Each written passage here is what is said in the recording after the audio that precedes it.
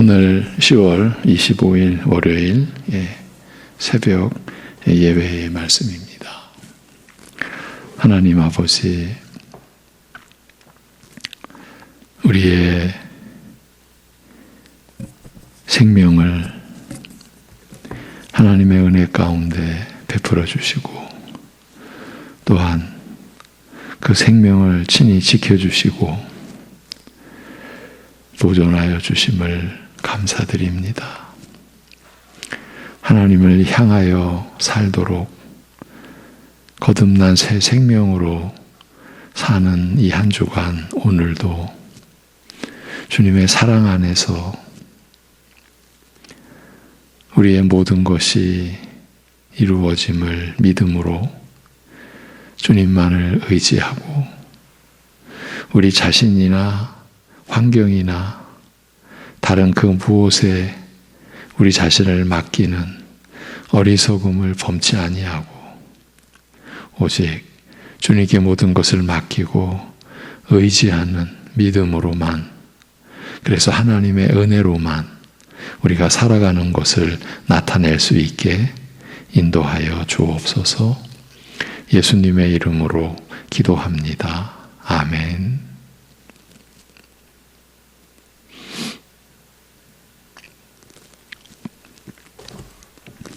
에베소서 오늘은 4장 30절 보고 로마서의 말씀을 다시 보도록 하겠습니다. 에베소서 4장 30절입니다.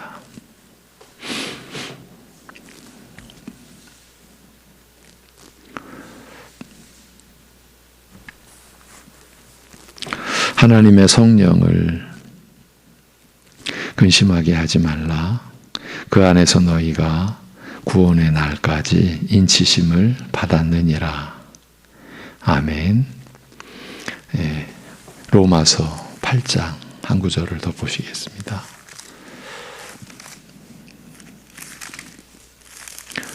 로마서 8장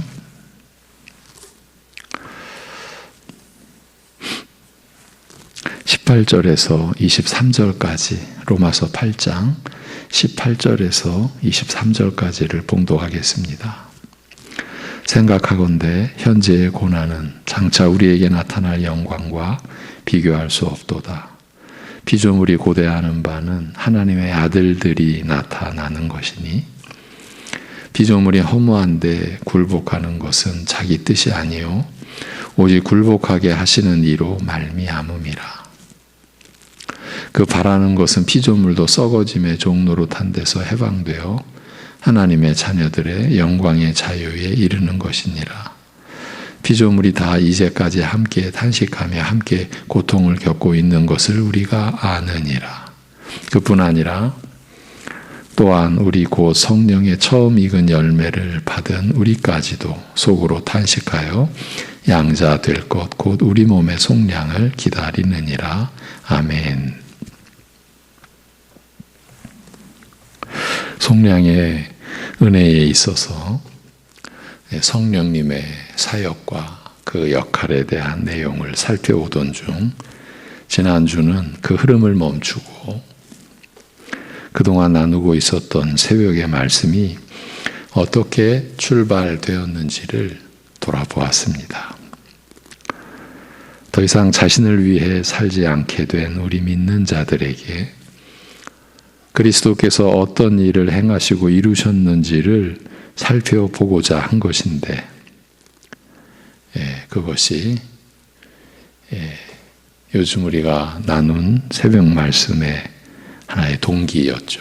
예수님께서 우리에게 이루신 일, 행하신 일, 그것을 보고자 한 것인데, 여러 구절을 거쳐서 고린도전서 1장 30절에 예수님이 우리에게 지혜가 되셨다, 곧 의로움과 거룩함과 속량함이 되셨다는 구절 가운데서 속량함과 관련하여 성령님의 사역에 초점을 맞추어 관련 본문을 보던 중이었습니다.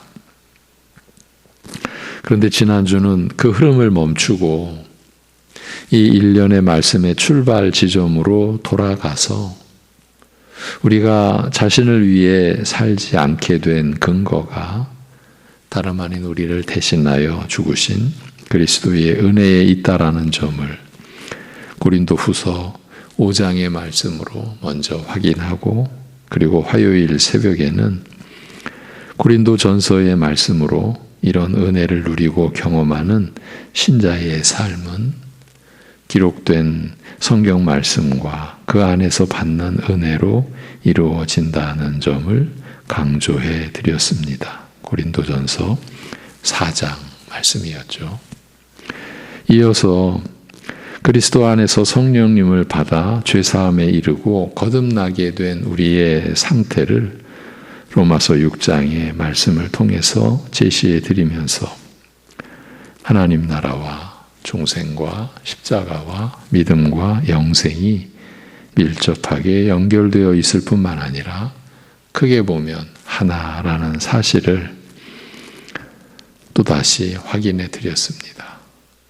그 주간 주일의 말씀과 같은 맥락의 내용이었죠. 그리고 로마서 6장 4절을 다시 보면서 그리스도께서 성령으로 베푸시는 세례의 은혜를 다시 정리해 드렸습니다. 로마서는 우리가 받은 세례는 그리스도 안으로 받은 세례라고 말합니다. 우리는 그리스도 안에서 그리스도와 하나가 되어 세례를 받았다는 뜻입니다. 그리고 이처럼 그리스도와 하나가 되어 세례를 받았다는 것은 곧 그의 죽음 안으로 세례를 받은 것을, 즉 그와 하나 되어 함께 죽은 것을 뜻한다고 말합니다. 그러나 이 죽음은 그리스도께서 아버지의 영광스러운 권능으로 죽은 자들 가운데서 살림 받으신 것처럼 우리도 살림을 받아 생명의 새로움으로, 즉 죽음에서 다시 살아난 생명, 이전과는 다른 새로운 생명으로 사는 삶으로 이어진다고 말합니다. 덧붙여서 이 내용을 우리가 새벽에 오랫동안 나눈 말씀과 연결시키면 이 다른 새로운 생명으로 사는 삶이 곧 우리 자신을 위해 사는 것이 아닌 우리 위해 죽으신 그리스도를 섬기는, 그리스도를 위한 삶이며, 이는 곧 주님의 계명대로 서로를 위하여 서로를 사랑하는 삶이라고 말씀드렸습니다. 그러니까 우리가 받은 새 생명, 그 새 생명으로 우리가 살아가는 그 내용이 따로 있는 게 아닌 거죠. 그 새로운 생명, 새 생명으로의 삶을 우리가 살아가는 거죠, 신자들은. 이러한 말씀을 우리가 계속 지금 나누고 있는 겁니다. 우리 안에 일어난 일, 우리가 믿음으로 하나님의 은혜로 살아가는 이 실체, 그리고 그 삶이 어떻게, 무엇에 근거하고 어떻게 전개되는지 여러분이 살아가는 삶을 나눈 겁니다. 하나님의 말씀으로. 이제 본 흐름으로 되돌아와서 속량함과 관련하여 성령님의 사역에 초점을 맞추어 살피던 내용을 오늘 이어가면서 오늘 마무리를 하려고 합니다. 지지난주 2주 전 본문은 에베소서 1장 14절이 그 중심 구절이었습니다.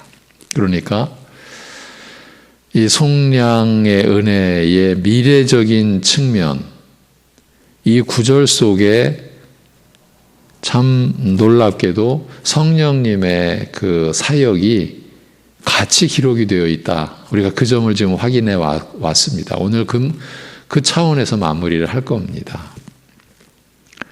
그러니까 오늘 우리가 하나님의 은혜 안에 있는 그것이 앞으로 이루어질 미래의 모든 일과 우리가 다 관련이 있고 참여하게 되는 것은 우리 안에 계신 성령님의 그 역할로, 그 사역으로 그렇게 이루어진다라고 하는 거죠. 이것이 하나님의 구원의 그 치밀한 하늘과 땅이 차이가 있듯 우리로서는 가늠하기 어려운 하나님의 지혜로 우리에게 주어진 그 생명의 원리 또 생명의 질서라고 할 수 있습니다. 그것을 성령께서 이루시는 거죠. 그래서 우리 신자들은 성령님이 떠나시면 그걸로 모든 것이 이제 끝인 거죠. 그 에베소서 1장 14절 직역으로 보면 성령님은 우리의 기업 곧 그 상속에 대한 보증이시라는 말씀입니다. 하나님을 상속받을 하나님 나라를 상속받을 그 상속에 대한 보증이시다. 그리고 이는 하나님의 소유인 구속을 위함이며 하나님의 소유인 구속, 속량입니다. 그러니까 속량을 하나님의 소유라 명시하고 있습니다. 위함이며 그분의 그 영광을 찬양하게 하기 위함이라고 합니다. 우리가 그러니까 오늘이나 미래나 우리가 존재하는 것은 하나님의 영광을 찬양하기 위함인 것이죠. 그것을 위해서 성령께서 우리 안에 계시면서 우리가 받은 그 상속, 유업, 그것은 곧 하나님 나라의 기업이자 다른 말로 말하면 그건 곧 영생인 것이죠. 이 모든 은혜를 성령께서 친히 우리 안에 계셔서 보증이 되어 주신다라는 겁니다. 이러한 하나님의 말씀이 우리에게 믿어져야 되는 거죠. 이런 가운데 우리가 구원의 확신에 거하게 되는 거죠. 이런 말씀 가운데서 성령께서 우리의 기업 곧 영생의 보증이 되어 주신다는 뜻입니다. 그리스도의 죽으심과 부활하심을 근거로 해서 우리의 그 속량이 성취될 때까지, 우리의 구속이 성취될 때까지 성령님이 친히 보증이 되어 주십니다. 그래서 아예 속량의 은혜를 하나님의 소유라고까지 명시해 놓았습니다. 여러분이 받은 속량의 은혜는 하나님께서 자신의 소유로 삼으신 상태에서 여러분에게 베풀어 주신 것입니다. 그러니 누가 그 은혜를 빼앗을 수 있겠습니까? 여러분을 택하신 하나님께서 여러분의 죄를 사해 주시고 성령을 내려주시는 그 은혜의 유일한 근거가 되는 속량. 그리스도께서 우리의 죄값을 치러주시고 우리를 그 죄와 사망과 사탄에게서 자유하게 해주신 그 속량을 자신의 소유로 삼아 놓으셨기 때문입니다.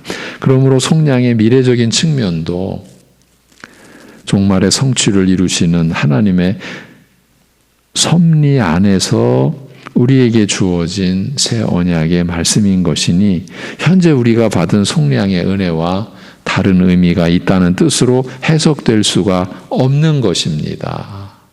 즉 현재 받은 은혜는 미래에 채워질 속량의 은혜에 달려있다라는 식의 논의는 있을 수가 없는 겁니다. 그건 거짓이요 사탄의 술수일 뿐인 것입니다. 누군가가 여러분의 영혼을 이용하기 위하여 만들어낸 사탄의 그 회의에 속한 거짓일 뿐인 겁니다. 그래서 우리 믿는 자들은 우리의 구속이 성취될 때까지 성령께서 친히 보증이 되어 주신다라는 본문의 말씀 위에 우리 자신을 세우며 또한 그 말씀 안에서 살아가는 것입니다. 오늘 우리가 읽은 본문인 에베소서 4장 30절도 똑같은 의미를 갖고 있습니다. 하나님의 성령을 근심하게 하지 말라. 그 안에서 너희가 구원, 이게 이제 구속의 날, 속량의 날까지 인치심을 받았느니라. 이제 이런 표현, 이런 기록을 우리가 특히 원문을 통해서 확인함으로써 속량의 미래적인 측면을 우리가 살핀 겁니다. 왜 하나님 말씀, 기록된 이 성경이 속량의 미래적인 측면을 기록해 놓았을까? 우리가 이러한 구절로 인한 혼란을 극복해 가기 위해서 이렇게 말씀을 살펴온 겁니다. 여기서도 인치심을 받았다라는 것은 하나님께서 성령님으로 인하여 누가 자신의 소유된 백성인지를 표시해 놓으셨다라는 그런 뜻입니다. 영적으로는 곧 하나님 백성됨을 확증해 놓았다, 보증해 놓았다는 말입니다. 이 일을 하나님께서는 성령 안에서 성령으로 이루어 놓으셨습니다. 에베소서 4장 30절 본절이 의미하는 바가 그것입니다. 이렇게 하나님의 아들께서 우리의 죄로 죽으시고 우리의 의를 이루시기 위해 다시 살아나신 은혜, 곧 우리의 죄값을 지불해 주시고 죄와 사망과 사탄의 권세에서 자유하게 해주신 그 속량의 은혜는 처음부터 끝까지 완전하며 그래서 영원한 것입니다. 그렇기 때문에 속량의 은혜는 현재나 미래나 동일한 본질을 지니고 있는 것입니다. 미래적인 측면을 말씀하셨다라고 해서 현재 것이 부족하다는 뜻이 결코 될 수 없다는 말입니다. 이 모든 은혜에 관하여 우리 안에 계신 성령께서 친히 보증이 되어 주신다고 하셨으니까요. 이보다 더 확실한 보증이 있을 수 있겠습니까? 이 말씀 자체만으로도 우리는 실로 말로 다 표현할 수 없는 은혜를 받은 사실을 확인할 수 있습니다. 우리의 구원이 확실한 것은 성령께서 친히 보증이 되어 주시기 때문입니다. 이렇게 하나님께서 친히 보증이 되어 주신 이보다 더 확실할 수가 있겠습니까? 이런 일이 어떻게 가능하게 되었느냐 하면 그 십자가에 못 박히신 예수 그리스도로 인한 것입니다. 그리스도의 죽으심과 부활하심을 통해서 그것을 토대로 그것이 근거가 되어 하나님의 소유된 우리의 구속이 성취될 때까지 성령께서 친히 보증이 되어 주시는 것입니다. 그래서 우리 신자의 삶은 믿음으로의 삶, 믿음의 삶이라고 하는 겁니다. 무슨 뜻입니까? 우리가 이 구속을 우리가 이루기 위하여 몸부림을 치거나 우리가 신앙생활을 하는 것이 아니라 이런 주어진 은혜 안에서 우리가 받은 이 은혜 안에서 우리가 살아가는 것입니다. 이 은혜는 우리가 성취하는 것이 아닙니다. 하나님께서 시작하시고 또 그 끝이십니다. 그 시작과 끝, 처음과 나중을 잇는 그 과정, 그 현재의 과정도 하나님이 우리를 다스리시고 주관하시고 친히 우리를 인도해 가시고 우리는 그 은혜 안에서 살아가는 것입니다. 이것이 이제 질서가 무너질 때, 뒤죽박죽이 되어버릴 때 우리는 평강의 이 은혜를 못 누리게 되는 겁니다. 그런데 아이러니하게도 그런 가운데서 우리는 우리의 어떠한 그 분량, 책임의 어떤 분량, 우리의 몫을 거짓된 이제 그 교리 속에서 우리의 몫을 우리가 이루기 위하여 우리가 생각하기에도 놀라운 열심을 때로는 내는 거죠. 열정을 가지고. 그럴 때 우리는 나 자신도 그리고 우리를 바라보는 이웃이나 가족들도 다 함께 속는 거죠. 저렇게 열심을 내서. 그런데 사실은 그 열심이 매우 위험하고 때로는 거짓된 것일 수 있는 게 지금 믿음으로 사는 게 아니라 믿어지지가 않아서 그 믿음이 없어서 사실은. 그러니까 우리의 행위로, 그러니까 우리의 의로 우리의 그 불안함과 우리의 평안치 못한 그 부분을 우리가 이루고 우리가 채우기 위해서 그 평강에 뭔가 모자람, 사실은 평강, 평안, 평화는 완전함을 근본 개념으로 하거든요. 우리가 샬롬 할 때 가장 기본적인 개념은 완전함입니다. 하나님의 그 완전하심에서 우리에게 주어진 평강입니다. 그런데 우리가 평안치 못할 때는 그 완전함에 뭔가 빈 겁니다. 뭔가 뻥 뚫린 겁니다. 부족함이 있게 된 겁니다. 그때 우리는 우리가 그 부족함을 채우려고 하는 거죠. 그것이 아이러니하게도 외적으로는 열심으로, 흔히 하는 말로 기도도 아주 뜨겁게, 그런데 안타깝지만 그 속에는 어찌할 수 없는 두려움과 불안감이 내재되어 있는 거예요. 그것을 상쇄시키기 위해서 어쩌면 우리는 밤잠을 뒤로 한 채 울부짖기도 했고, 정도의 차이는 있지만 60년, 70년, 80년, 90년대 우리나라 교회를 경험했던, 저도 그 중에 한 사람이고요. 우리는 그런 과거를 경험해 왔죠. 우리는 그때 그것을 열심인 줄 알았습니다. 그것이 신앙인 줄 알았습니다. 그런데 그 안에는 말씀이 점점 흐려져 갔고 믿음은 점점 불안해져 간 겁니다. 그러니까 믿음의 근본은 하나님을 의지하는 것 아닙니까? 그것이 아니고, 기도도 하나님을 의지하는 것 아닙니까? 그게 아니고, 결국은 나를 신뢰하고 나를 의지하는 방향으로 그렇게 치다르면서도 우리는 그것이 하나님을 믿는 것인 줄. 그러니까 제가 이런 면을 뒤죽박죽 이렇게 표현을 해보는 겁니다. 우리가 그런 경험, 그 속에서 있었습니다.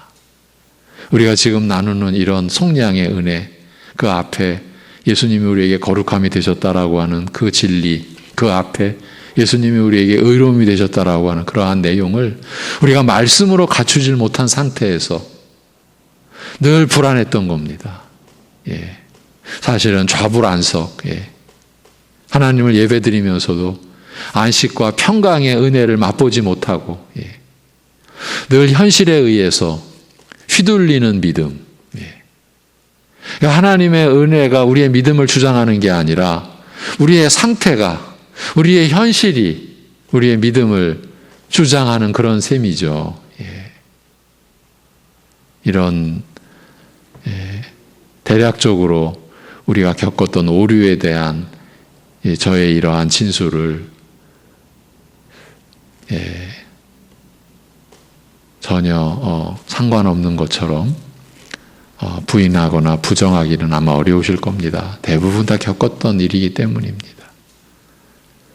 그래서 우리가 말씀으로 돌아가자. 말씀으로 돌아가는 그 길 외에는 없다. 우리가 지금 이런 중심을 가지고 우리가 받은 은혜가 뭔지 그걸 우리가 지금 확인해 가고 있다. 이런 측면도 우리가 생각해 볼 수 있습니다. 지금 그런 과정입니다.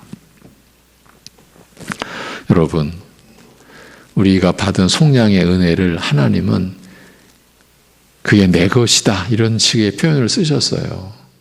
사단이 관여할 수 없고요. 이 세상이나 우리가 개입할 수 없어요. 그것은 뭘 뜻하는 겁니까?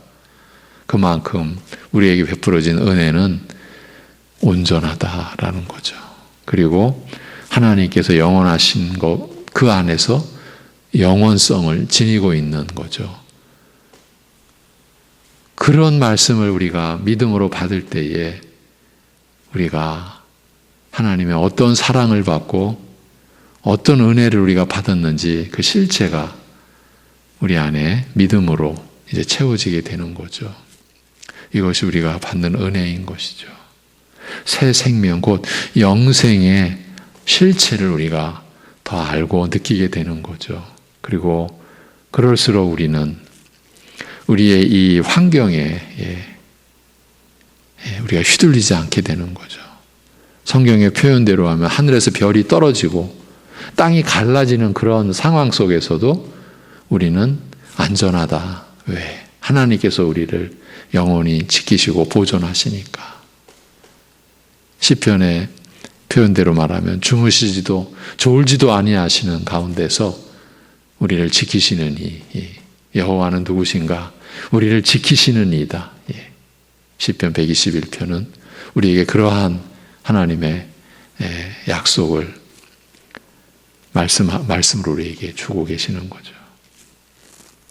그래서 속량의 이 미래적인 측면을 우리는 로마서 8장 23절을 통해서 확실하게 정리할 수 있습니다. 다시 말하면 속량의 미래적인 측면의 말씀이 우리에게 주어진 까닭을 이 로마서 8장 이 구절을 통해서 우리가 확인할 수 있다는 뜻입니다. 우리가 이 점을 확인하고 정리하면서 속량의 미래적인 측면, 그 안에서 성령님의 그 사역에 대한 부분을 마무리하고 이제 다음 단계로 넘어가겠습니다. 로마서 8장 23절을 직역으로 다시 들려드립니다. 우리가 알거니와 온 피조물이 지금까지 함께 탄식하며 고통을 겪나니 이뿐만 아니라 성령의 첫 열매를 소유한 우리 자신도 아들 삼으심 곧 우리 몸의 구속을 기다리며 속으로 함께 탄식하느니라고 되어 있습니다. 우리 사람의 범죄로 말미암아 허무에 굴복한 이후 피족에는 오늘까지 함께 탄식하며 고통 가운데 지내왔다라고 말합니다. 이것이 지금 이 만물의 상태입니다. 이런 그 개념이나 의미를 사람들이 무슨 수로 알겠습니까? 온 피조계가 지금 함께 탄식하며 고통 가운데, 왜 고통 가운데? 우리의 죄로 인하여, 우리의 범죄함으로 인하여 그렇게 지금 지내왔다고 말씀하고 있습니다. 이처럼 탄식과 고통 속에서 지내는 일은 마지막 날이 이르기까지, 마지막 날이 어떤 날입니까? 우리 주님께서 이제 그 종말을 성취하시기 위하여 다시 오실 때죠. 그 새하늘과 새 땅이 이제 내려오는 그때 그 마지막 날이 이르기까지 계속될 것이며 심지어 성령의 첫 열매를 가진 우리 신자까지도 곧 우리에게 약속된 유업, 그 영생의 보증이신 성령을 이미 받아 소유한 우리 신자까지도 예외가 아니어서 피조물과 더불어 함께 탄식하며 고통을 겪는 가운데 죄인을 구속하여 아들로 삼으시고 마지막으로 죽을 몸까지 살리심으로써 이 구속을 완성하실 그날을 간절하게 기다린다. 이와 같은 말씀입니다. 다시 그 부분을 정리해드리면 우리에게 약속된 유업, 그 영생의 보증이신 성령을 이미 받아 소유한 우리 신자까지도 예외가 아니어서 피조물과 더불어 함께 탄식하며 고통을 겪는 가운데 이 죄인을 구속하여 자녀 삼으시고 마지막으로 이제 죽을 몸까지 살리심으로써 이 구속을 완성하실 그날을 간절하게 기다리는 이것이 지금 하나님께서 만물을 보존하시고 이 역사를 섭리해 가시는 그 내용인 것입니다. 이것이 하나님의 경륜입니다. 로마서 8장이 이와 같은 말씀을 우리에게 제시해 주고 있습니다. 그리고 이 가운데 우리 안에서 이 모든 하나님의 경륜과 섭리 속에 거하도록 우리 안에 성령께서 계심으로 우리가 이러한 하나님의 그 섭리 안에 거할 수 있게 하셨다. 로마서 8장이 바로 그 내용입니다. 이런 까닭에 속량의 은혜가 그 마지막 때에 성취되는 것으로 말씀해 놓으신 것이에요. 왜 성경 말씀이 속량의 미래적인 측면을 기록해 놓았는지 그 이유를 로마서는 이렇게 설명해 주고 있는 것이에요. 서두에도 말씀드렸지만 속량의 미래적인 그러한 측면의 기록은 성령님께서 늘 함께하고 있는 것을 우리가 에베소서와 로마서를 통해 확인한 겁니다. 우리가 이런 내용을 반복해서 지금 확인하는 것은 신앙의 어떠한 그 단련 그리고 영적 훈련이라 그렇게 저는 여기면서 여러분과 이렇게 말씀을 나눠왔습니다. 또 한편으로는 우리가 한두 번 읽고 듣는 것으로 우리가 그 말씀을 받았다, 그 말씀을 깨달았다 할 수 없는 구절들 아닙니까? 그래서 이렇게 매일매일 연이어 볼 수 있는 이 새벽 시간을 통해서 여러분과 함께 우리는 지금 반복 학습을 시도하고 있는 것입니다. 한 구절이라도 정확하게 그리고 할 수 있는 한 깊이 있게 이해해서 우리 각자 자신의 믿음으로 이 말씀을 받도록 하기 위함인 것이죠. 그래야만이 그 말씀이 우리 믿는 자들 안에서 역사하시리라고 그렇게 여기기 때문입니다. 이와 같은 말씀과 그 뜻을 우리가 바로 듣고 믿어서 정립해 놓게 되면 우리의 신앙과 삶을 혼란케 하려는 숱한 미혹과 함정을 우리는 보다 수월하게 헤쳐 나갈 수 있다고 여겨집니다. 알미니안 주의와 같은 거짓 교리와 신앙이 우리 안에 발을 붙일 수가 없게 되는 것입니다. 우리나라도 다를 바는 없지만요. 프랑스에서 이슬람권 그 난민이나 이슬람권으로 살아가는 분들을 이제 복음으로 섬기는 그 선교사님의 증언입니다. 프랑스의 개신교회 아주 소수예요. 그런데 그 아주 소수인 개신교 우리 장로교회와 같은 그 개신교회들의 지금 그 실상은 알미니안주의다. 그냥 말씀을 벗어난 상태인 거예요. 지금 세계 교회의 한 단면이죠. 그런데 우리가 지금 나누는 이러한 말씀 가운데서 우리는 알미니안주의와 같은 거짓 교리와 신앙이 우리를 흔들지 못하게 할 수 있다라는 거죠. 그리고 이런 혼란이 교회 안에 계속 일어나는 것은 오직 한 가지 주된 이유 때문인데 그것은 곧 성경 말씀에 대한 무지에 기인한 것 아니겠습니까? 우리에게 주어진 성경을 우리가 그대로 읽지를 못하고 있기 때문이라는 말입니다. 그만큼 우리의 눈이 가려져 있다라는 것이죠. 많은 거짓 것들이 우리의 마음을 덮고 있는 형국인 것이에요. 이런 상태에서 우리 자신도 모르게 우리 안에 잠재되어 있는 부정적인 의식이 있습니다. 이걸 일깨워 드리면서 오늘 맺겠습니다. 바로 하나님 말씀에 대한 기대 또는 소망을 상실한 마음과 그 상태를 가리키는 것입니다. 제가 지금 낭망의 정서 속에 우리는 있는 것 아닐까라고 할 때 기도의 그 예를 들어드렸는데 사실은 그보다 근본적으로 우리는 말씀에 대하여 어쩌면 낙심하고 있는 것은 아닌가. 우리 믿는 자들은 다른 무엇보다도 성경 말씀을 보고 들을 때에 하나님을 향한 소망과 그 은혜를 바라고 기대하는 마음의 작용이 마치 물결이 일렁거리듯 우리 안에서 일어나야 하는 것이 정상 아니겠습니까? 그런데 성경에 기록된 하나님의 말씀을 대하고 있으면서도 많은 경우는 하나님의 은혜를 바라고 기대하는 마음과 그 생각이 일어나지 않는다는 말입니다. 그러니까 통상적으로 늘 해오던 것이니까 생각 없이 이런 상태로 예배드리고 이런 의식으로 하나님 말씀을 대하고 있는 것은 아닌지 우리 자신을 돌아보자라는 겁니다. 그런 모습이 우리 안에 보이니까요. 그것도 적지 않이 보이니까요. 그리고 이런 점에서도 우리는 깊이 회개하여야 하리라고 여겨집니다. 다른 그 무엇도 아닙니다. 우리에게 영생을 주신 하나님의 말씀입니다.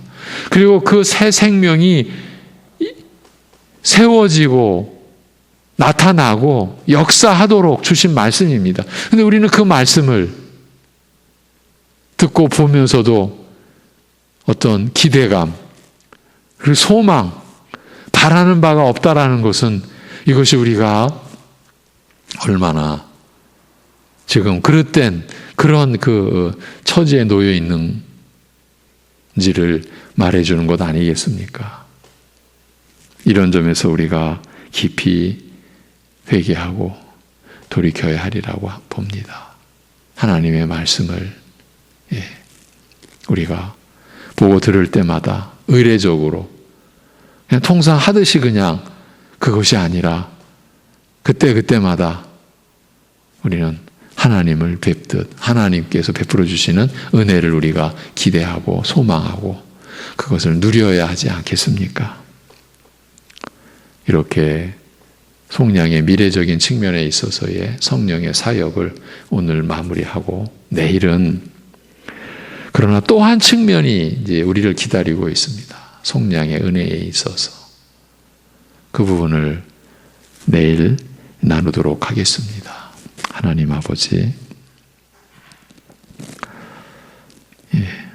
우리로 하여금 말씀의 진리 안으로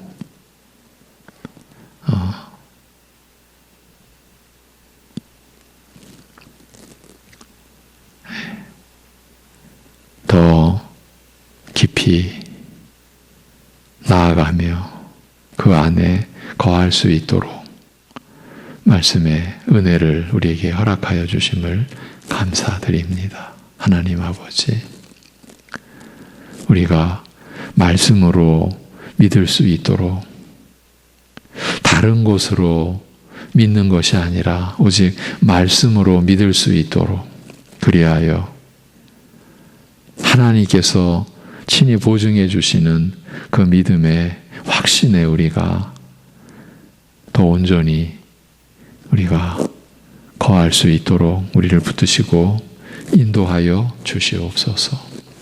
그럴수록 우리가 하나님의 우리를 향하신 은혜 안에서 겸손히 엎드리며 그래서 하나님을 더 찾고 구할 수 있게 하여 주옵소서. 하나님의 말씀을 우리가 대할 때에 부정적으로 또 그 말씀에 대하여 악한 어두운 그러한 마음으로가 아니라 성령께서 인도해 주시는 그래서 소망을 가지고 하나님을 우리가 온전히 의지하고 하나님을 믿는 그 심령으로 우리가 말씀을 대하고 그 말씀이 우리 안에서 역사하는 삶을 우리가 경험할 수 있게 하여 주옵소서. 하나님 아버지, 영생을 살아가는 오늘 하루를 우리 사랑하는 성도들이 믿음으로 주님을 의지함으로 이룰 때에 어쩌면 늘 있는 것 같은 평범한 그 일상 속에서 하나님을 경험함으로 인하여 하나님의 은혜로 말미암아 오늘이 새 날, 새로운 날로 그래서 하나님의 은혜를 따라 새 소망을 가지고 더 풍성한 하나님의 그 사랑을 누리며 사는 오늘이 되게 인도하여 주옵소서. 어떠한 처지에 있든지 또 병상에서 어려움을 겪는 처지에 있다 할지라도 하나님께서 함께 하시고 하나님이 우리를 붙들어 주시고 우리를 새롭게 하시고 그 우리가 받은 영원한 기업 그 영생의 은혜를 우리가 오늘도 누리고 있음을 누릴 수 있는 그러한 심령들 되도록 붙들어 주옵시고 인도하여 주옵소서. 예수님의 이름으로 기도하옵나이다. 아멘.